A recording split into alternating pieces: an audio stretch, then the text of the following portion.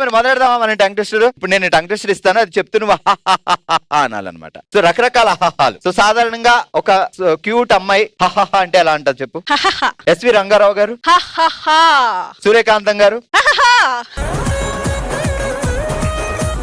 Super, చలో మొదలెడదాం. Okay, జడేస్తాను చూడు జడేస్తాను చూడు, జాబిలమ్మని తీసుకొచ్చి జడలో పెడతాను చూడు, జామరాత్రి జాజిమల్లి తోటలో జాతర చేస్తాను చూడు. జడేస్తాం చూడు జడేస్తాం చూడు, జాబిలమ్మ తీసుకొచ్చి జడలో పెడతాం చూడు. తర్వాత జడేస్తాం చూడు జడేస్తాం చూడు, జాబిలమ్మ జాతరలో జాబిలమ్మ తీసుకొచ్చి జల్లో పెడతా చూడు. జాబిలమ్మని తీసుకొచ్చి జల్లో మా కేకే బావకి జాబిలమ్మ జల్లో పెట్టుకుంటే ఇష్టం. అప్పుడు చెప్పేవాడు కదా అక్క, మర్చిపోయావు నువ్వు. జడేస్తాం చూడు జడేస్తాం చూడు, జాబిలమ్మని తీసుకొచ్చి జల్లో పెడతాం చూడు. ఓహో, తర్వాత ఏంటి?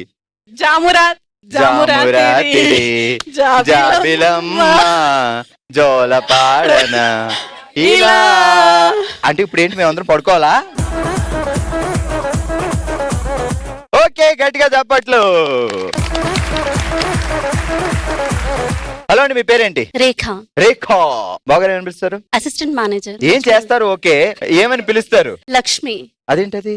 రేఖలో అక్కడ ఎక్కడ అక్షరమే కలవలేదు. వాళ్ళ ఇంటి మహాలక్ష్మి కాబట్టి లక్ష్మి అని పిలుస్తారు. బావగారు అసలు బావగారు వేసారు చూడండి, అక్కడే లాక్ చేసి పెట్టారు. ఇంకా ఏం అడగడానికి లేదు. ఏమండి నాకు వడ్డానికి లక్ష్మి వడ్డానం ఎందుకు అంట. అది ఏం పేరు? బావ పేరు రవీంద్ర. తెలివైన బావ నువ్వు. ఓకే, ఏం చదువుకున్నారు? నేనా మా ఆయన? ఇద్దరు చెప్పండి పోనీ, ఎందుకు వచ్చింది గొడవ? నేను ఎంసీఏ చదివాను. ఓకే, మా హస్బెండ్ మెకానికల్ ఇంజనీర్. లవ్ మ్యారేజా? లేదు, అరేంజ్డ్ మ్యారేజ్. పెళ్లి చూపుల్లో బావగారు అడిగిన క్వశ్చన్లు 4 అడిగారంట, 2 చెప్పండి చాలు గుర్తు పెట్టుకోండి. ఇంకా చదువుకోవడం ఇష్టమా అని అడిగారు. ఏం బావ నువ్వు ఆల్రెడీ ఎంసీఏ? మ్యారేజ్ కి బిఫోర్ డిగ్రీ, మ్యారేజ్ తర్వాత ఎంసీఏ. అచ్చా, చదివించాడు ఆయన. చదివించేసి ఇంకా అంటే పిహెచ్డీలు ఇంకేమన్నా ఉంటే చదివించడేమో. ఒక క్వశ్చన్ ఇంకా చదువు, రొమాంటిక్ గా ఏమన్నా క్వశ్చన్ అడగమంటే ఇదే అడిగేది పెళ్లి చూపుల్లో. రెండోది నేనంటే ఇష్టమా అని అడిగారు. డైరెక్ట్ గా అమ్మ ఇంకా నేను హనీమూన్ కి ఎక్కడికి వెళ్దామని అడగలా, డైరెక్ట్ గా. ఎంసీఏ తర్వాతే హనీమూన్ అని ముందే ప్లాన్ చేసుకున్నాం కాబట్టి అడగలేదు ఆ క్వశ్చన్. ఎంసీఏ 3 సంవత్సరాలు, దేవుడా 4-5 సంవత్సరాలు లేదు. అది ఎంబీబీఎస్ అంటే 7 సంవత్సరాలు అయిపోయేవాడు బావా.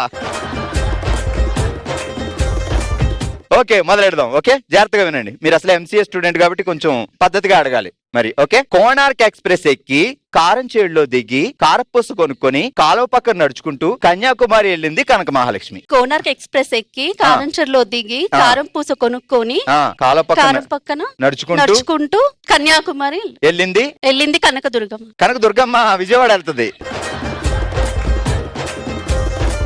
కనక మహాలక్ష్మి కాబట్టి కన్యాకుమారి వెళ్ళింది. రెడీ, మళ్ళీ కోనార్క్ ఎక్స్ప్రెస్ ఎక్కి కారపూస కొని. ట్రైన్ లో ఫుడ్ అంత బాగోట్లేదు అబ్బా, నేను కొనుక్కోవడం మానేసే ఈ మధ్య.